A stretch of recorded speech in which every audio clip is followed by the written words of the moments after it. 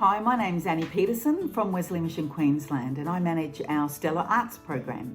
Well, Stellar Arts offers creative arts workshops for people living with disability, and we've been running programs like singing and dancing and acting and drumming and drama.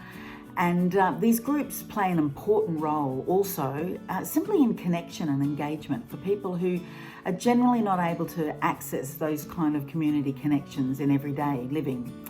And the joy, the confidence and pride the groups develop simply through engagement in creative practices. You know, it ripples throughout their entire lives and enhances the quality of all they do.